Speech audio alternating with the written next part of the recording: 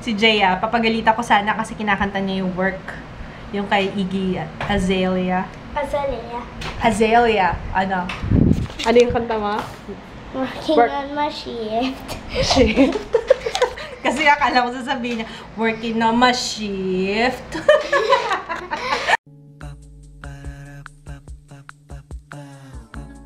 This is my family. Good morning! Buti na lang. Buti na lang sakto. After tumawag ng guard, dumating yung service, nag-announce ngayon si Mayor na walang pasok. Kaya, thank you, Mayor, sa maagang pagising at maagang pag-anunsyo. Ayun yung bata, oh. Naka! Ayan, kaya, yung baon dapat ni Jaya, sorry. Yung baon dapat ni Jaya, kakainin ko na lang. Grabe ang haba ng ano nila, ang haba ng sobrang habang long weekend. Ang haba na nun.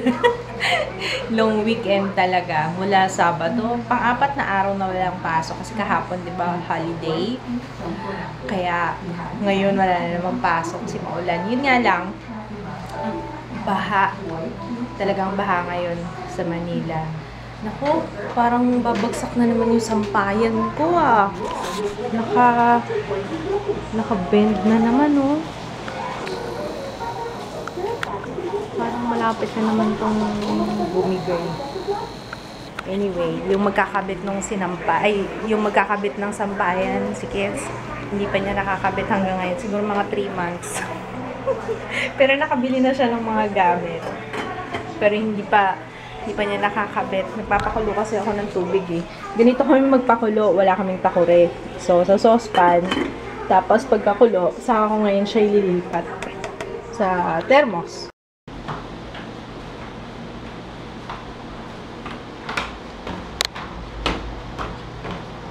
Oh, bumibilis na. Yabang.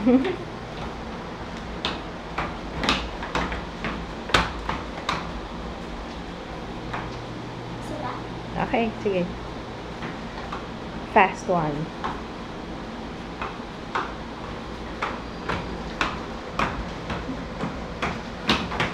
Oh. Parang kulit siya ngayon. Mamula-mula pa. Crispy. Kasi yung tita ko, lagi siya nagtatanong sa akin. Sabi niya, anong workout mo? Una, nag-ano siya, Bikram yoga. Kaso sabi niya, ang mahal daw. Mahal naman kasi talaga yung Bikram yoga. Tapos, nung nagkita kami ng Sunday, ang laki ng pinayat niya. Nagulat ako talaga. From 59 kilos, naging 52 daw siya ngayon. Ang laki ng pinayat niya. Alam niyo kung anong ginawa niya? Anong ginawa niyang workout? T25. Focus to, T25. Yun ang ginawa niya. Sabi niya, natapos na nila yung alpha kasi sabay sila ng husband niya, ni Tito. Sabay sila nag-workout. Natapos na nila yung alpha at saka beta. Maintenance na lang daw sila ngayon ng gamma. Ginagawa nila 3 times a day 3 times a week ng gamma. Tapos 3 times a week din ng running. Nakakatawa lang kasi tinanong ko, sabi ko, tita, paano ka na-motivate? Sabi niya, sa'yo, na-motivate ako sa'yo. Sabi ni tita, natuwa naman ako. Kasi dati nagtatanong lang siya sa akin kung ano daw ginagamit kong workout. Tapos nung natapos niya yung T25, sabi ko, wow, natuwa naman ako kasi ang laki ng pinayat niya. Ayun, nakakatuwa. Ayun, yung tita ko na yun yung bunso nila mama. So, sa side ng mommy ko. Whew! Kaya, din ako, na-motivate din ako. Maganda yung ganun yung yung parang maganda talaga if you motivate each other. Natutuwa ako doon kay tita. Anyway, back to work. Mag-upload ako ng video today. Sana matapos ko by tonight. Do you remember the 21st night of September? Do you remember yung galunggong kahapon? Ang dami kasing natira. Ayan. Ito siya. So, isasarsyado ko, sandaling-sandali lang to. Sabi ko kasi, I'm hungry. And hindi na ako makapaghintay. So, lutuin ko muna to. Madali lang to eh. Actually, talagang yung galunggong kahapon, dinamihan ko na yun para meron akong gagamitin today na pang sarsyado. Kasi namimiss ko na yung sarsyado. Tagal ko nang dinagluto nito. Ang dali-dali lang. Bawang, sibuyas, kamatis na marami. Dalawa na lang. Ewan ko, check ko kung meron. Meron pa ba akong kamatis dito? Anong dalawa na lang? Oo, dalawa. Yan na lang yun. Anyway, malaki naman tong kamatis na to. Tapos, lalagyan lang siya na. Mamaya, I will show you how. Say, do you remember? Dancing in September. Alam niyo, isa pang namimiss ko na kainin, sardinas na may pechay. I miss it. Yung mga ulam namin kapag walang pera. Pero at the same time, nakakabusog naman. Sardinas, pechay, sardinas, miswa. Ayoko kasi ng miswa kasi masyadong nakaalatan ako. Tsaka parang hindi ko kasi maalsa. Pag masyado ng masarap pag bagong luto, pero pag sobrang alsa na ng miswa, parang nakakatamad na siyang kainin. Ayoko na siyang kainin. Yun ang weakness ko eh. Ayoko nung kumakain ng mga malalata. Kagaya nung, di ba, nung nag-challenge kami ng saging, hindi ko talaga matake yung consistency ng saging. Ayoko ng mga malalata. Ewan ko, pag yung mushy, yung pag nasa bibig ko tas mushy, ginagawa ko lunok kagad kasi ewan ko, gusto ko matigas. Yan, sobrang dali lang. Ginisa ko lang yung bawang, sibuyas, kamatis. Tapos, sasabawan lang natin to. Tapos, konting patis. Tapos, ilalagay na yung isda. Isda. Tapos, lalagyan ng itlog. Habang hinihintay nating tuluyang kumuluyan. By the way, ayun nga pala, bawang, sibuyas, kamatis. Tapos, nilagyan ko na ng tubig. Tapos, nilagay ko na yung galunggong. Tapos, hintayin lang natin siyang kumulo. Habang hinihintay natin, magbabati tayo ng itlog. Ang ganda ng itsura ng itlog. Yan yung native eggs from my lolo. Ayan. Ganda ng kulay, Yan. Yan ang organic. Organic talaga to kasi lang yan yung manok nila lolo. Ay, nakatali yata. Oo, tsaka nakakulong. Pero hindi ko alam kung nagbibigay sila ng pellets. Alam ko hindi nagbibigay ng pellets si lolo. I don't know. Baka yung lang, mga kanin-kanin lang binibigay ni lolo. And voila! My sarsyado. Pimped my galunggong. Yeah. Wow, ang bilis na. Ang bilis mo na, babe.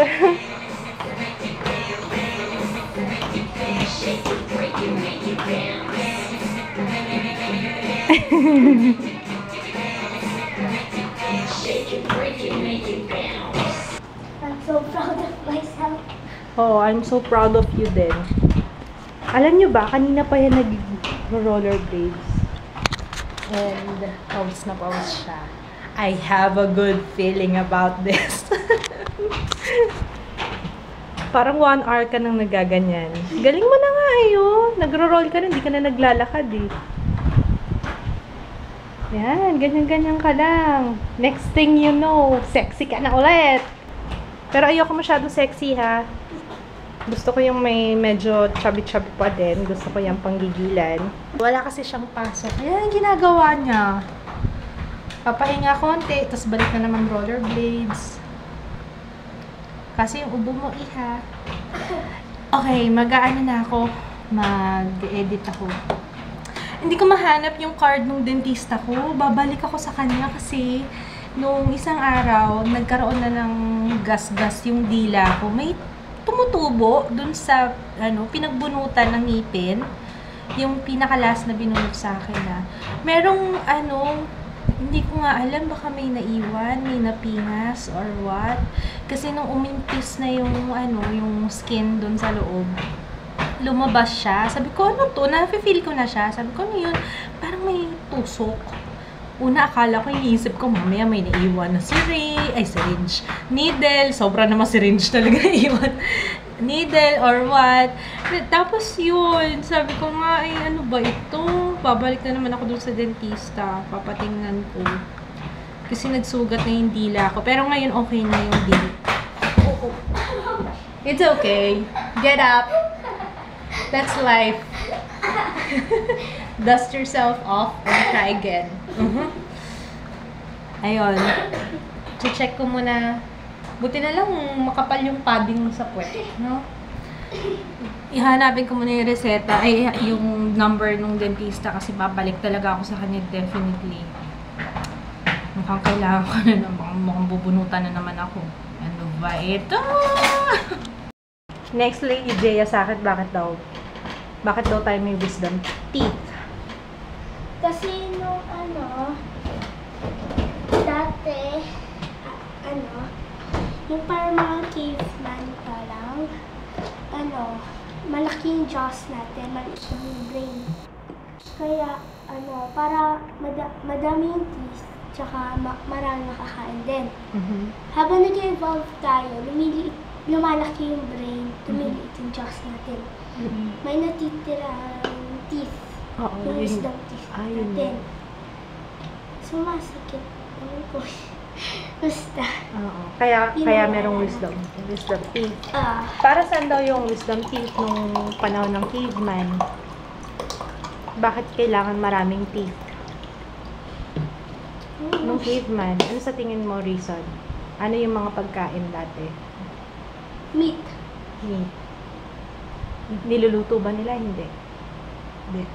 So may purpose yung ngipin. Malaking jaw at maraming ngipin. May purpose. May purpose, di ba? Kasi pang nguya ng meat. Kasi hindi naman niluluto yung meat dati. No, wala namang pressure cooker dati. No? Ngayon ko lang napansin, umitim ako. Di ba umalis kami ng Sunday? Umitim ako. Oh. Kasi usually, ayan o, tingnan nyo, iba yung kulay ng tenga ko sa face ko. Pantay na sa leg ko. Kaya, umitim talaga ako ng Sunday. Hindi kasi ako nag-sunblock nun sa mukha. Nag-rely lang ako dun sa foundation na gamit ko. Ang gamit ko foundation nun, yung Revlon Color Stay Whip. Pero okay lang, Mary Bells, madali naman yan, madali naman umeffect sa akin yung toner eh. Ay hinihintay ko na lang na matapos yung aking pag-export. Ayan o. Si Jaya to tulog na. Tinulugan na ako ng anak ko eh. Oh. While waiting dun sa aking export, ako ay maglalaro ng kitchen scramble. Yan. Anong level na ba ako? Level 13. I already uploaded yung 40 beauty questions tag. Tag sa akin yun ni Enna at saka ni Melanie. Ang tagal-tagal na nun, nakakahiya. Sobra. Anyway. Ayun. I feel like I've been slacking off dun sa aking beauty channel. Parang naka-isang upload pa lang ako. Parang last week yata, isang upload lang. Kaya, yun, go talaga ako. Pasensya na kayo. My life is crazy. Anyway, marami akong in-store na i-review. At actually, meron pa akong i-edit. 2 video pa yata yun? Or isa na lang? Ay, hindi, isa na lang. Meron akong isang swatches and review na i-upload. Sana bukas. Ayoko magsalita ng tapos, pero sana matapos ko tomorrow. Before mag-exams na naman sila Jaya. Kaya go ako. And may mga i-review pa ako na foundations and what else. Basta yun. Hindi ko na sasabihin kasi ang tagal lang waiting time eh. Yung iba nag-aabang ng ng review ko. Kaya mabuti yung na lang, i-surprise ko na lang kayo kasi mabagal ako. Ewan ko, babaguhin ko to. Hindi pwede. Ang bagal kong kumilos, mabagal ako mabagal. Hindi ako masyadong productive lately. Ewan ko ba? Tapos nafe-feel ko parang stress na stress pa ako. Anyway, ayan, ang ginawa ko ngayon habang hinihintay ko yung export, nag-nail polish ako. Hindi ko na i-close up pa kasi balbon eh. Yun, kapapakainin ko muna si Jayatot para mapainom ko ng gamot. Wala na pong vlog kasi nag-addict na si Mama. Don't judge me. Yan, nilalaro niya yung game ko. Nakalaro ko sa kanya. Ikaw na lang maglaro ah. Ayan. Ako na lang maglalaro sa'yo. Walang expert. Lahat zero. Go, ate. Go, ate. Naghuhugas ng pinggan yung baby ko. Wow ah. For my lovey doves. Hi, love. Hoy, ako ano ah. Nag-react agad. Nanood kami ng, ano yun? You're Next. Tapos yung pinapanood namin. Ewan ko ba, yung mga ganyang movie, usually, mga low budget. Lahat patay. No happy ending, kala mo ah. Akala mo may happy ending ah. Lahat, ganun talaga yung mga ganyang story. Opo, parang, walang happy ending kahit kanino, kahit saan nanood, walang happy ending. Ayun, we're gonna say good night! And see you tomorrow! Bye! Good night, everyone! Good night, Papa!